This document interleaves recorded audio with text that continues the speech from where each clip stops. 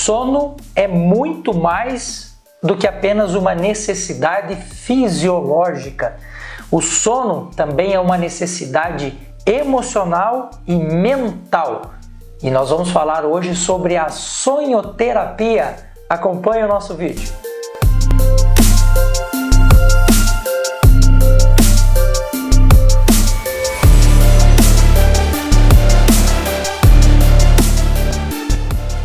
Numa vida de 75 anos, nós praticamente dormimos 1/3 da nossa vida, ou seja, nós passamos 25 anos da nossa vida inteira dormindo.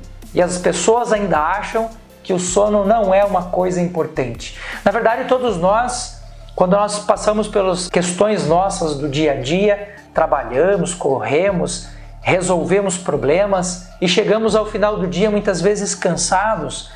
Geralmente as pessoas, quando elas falam assim, eu vou dormir porque eu quero descansar, é evidente, estão atribuindo ao sono uma importância que ele realmente tem. Nosso corpo físico precisa se recuperar.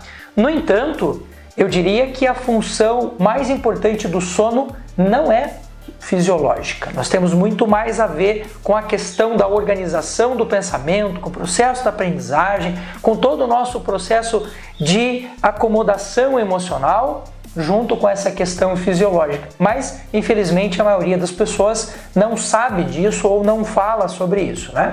Nós estamos fazendo 3 vídeos e este aqui é o terceiro, portanto, fechando a nossa trilogia.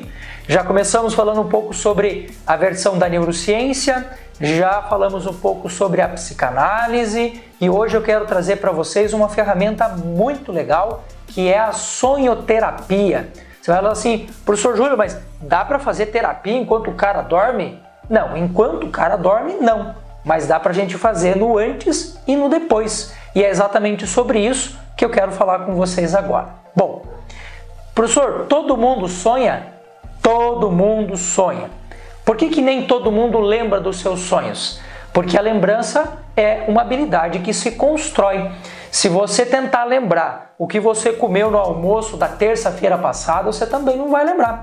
Por quê? Porque se você não tem essa habilidade de focar onde você quer, de pôr a lanterna iluminando onde você quer, a gente também não lembra. E com os sonhos não é diferente. Então, se a gente não tem uma dinâmica, um costume, um hábito de lembrar dos sonhos, eles vão embora, assim como acontece com o almoço de terça-feira passada. Não é importante.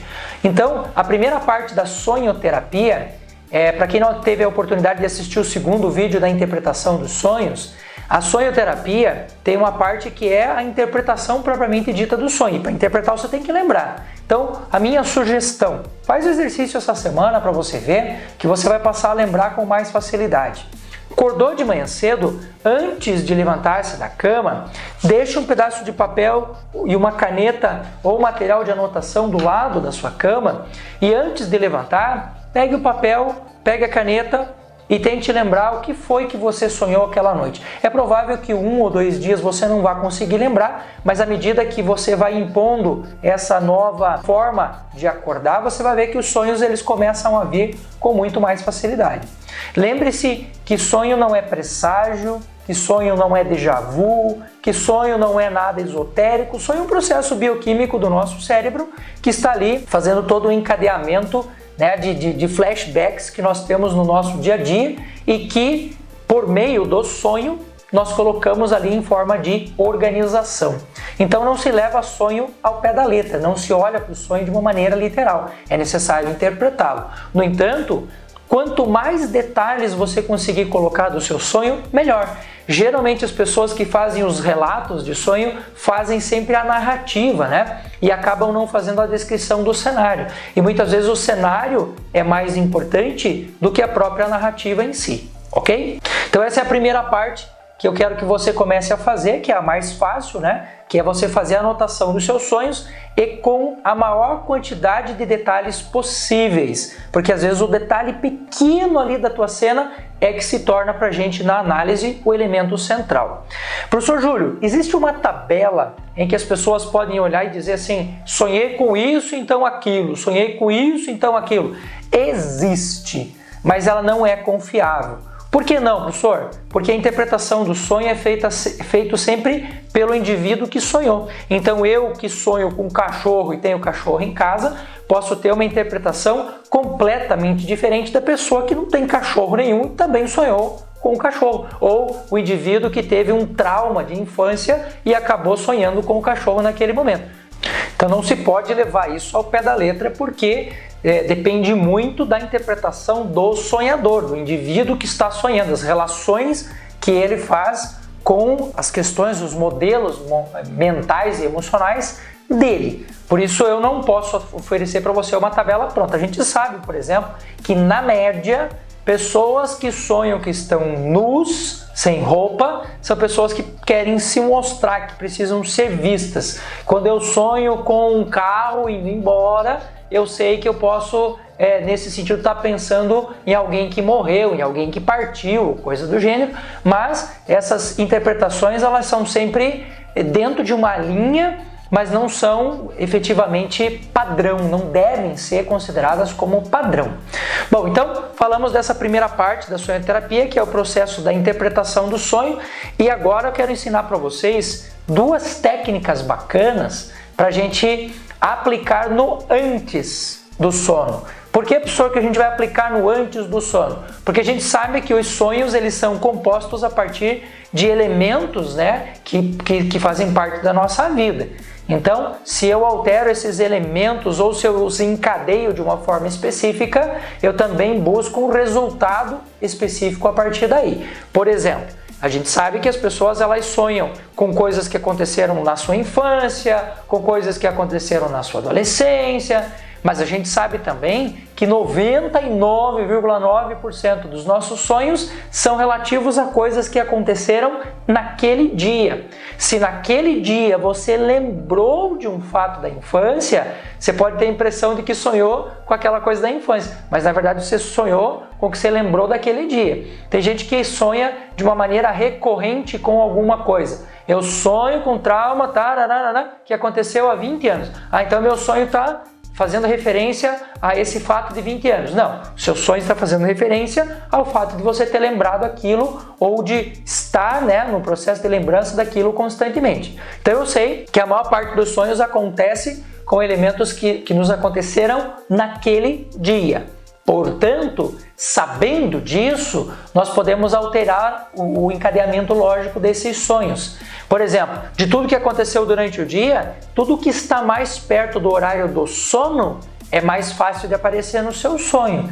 É por isso que muitas vezes a gente assiste um filme, sonha com o filme. Aí você fala de uma pessoa, sonha com a pessoa. Eu estava fazendo um estudo ontem, estava lendo um negócio ontem e sonhei com isso a noite toda. Aí você fala, mas por que eu sonhei com isso? Porque antes de dormir eu estava lendo sobre aquilo. Então, o que está mais perto do horário do sono, para a gente é mais fácil de ser lembrado ou de ser processado durante o sonho. Sabendo disso, nós podemos usar aí as duas técnicas que eu prometi para vocês de sonhoterapia.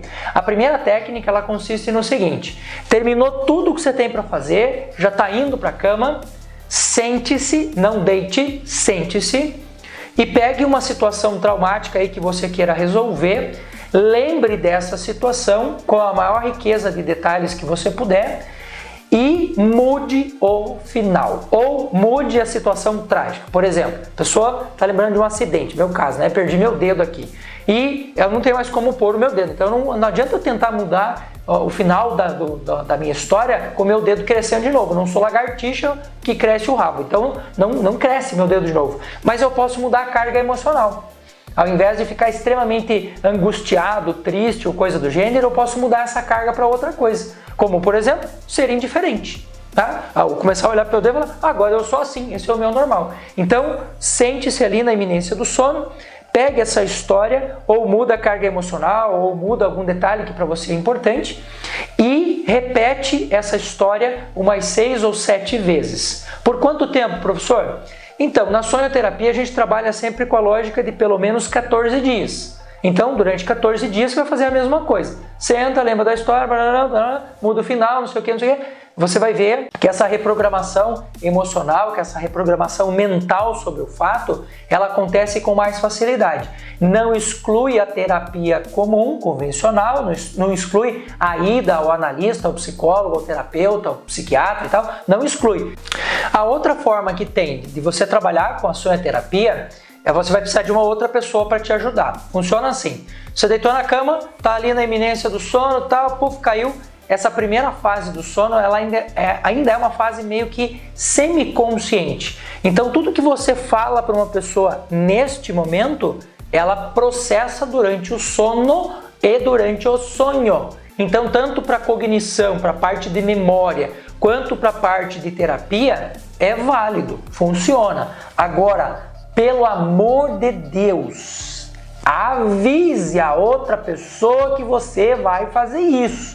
Porque senão, você vai chegar lá no ouvido do cara, a esposa chega no ouvido do marido e fala pra ele assim: olha, você tem que parar de fumar, não sei o quê. Aí o cara acorda assim, olha pra mulher e já fica assustado. Então, procure, se você for fazer esse trabalho, procure avisar a pessoa, principalmente se ela for adulto, né? Avise a pessoa que você está fazendo um procedimento ali de sonhoterapia. Bom, o que você tem que falar? Mesma coisa que você falaria para você mesmo lá na sua história.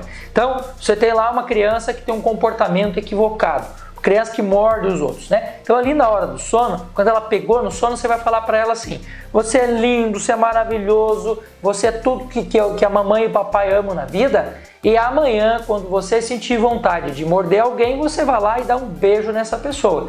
Então, o que você está fazendo ali? Você está usando o mecanismo do sonho para reorganizar aquele modo de operação da criança, aquela forma da criança agir, usando do seu próprio sonho. Joinha, é fácil de fazer, tranquilo de fazer e muito útil para o nosso dia a dia. E a imensa maioria das pessoas, como não estuda o sonho, como não lida com as questões terapêuticas relativas ao sono, acaba não sabendo dessas técnicas simples, práticas e muito eficientes.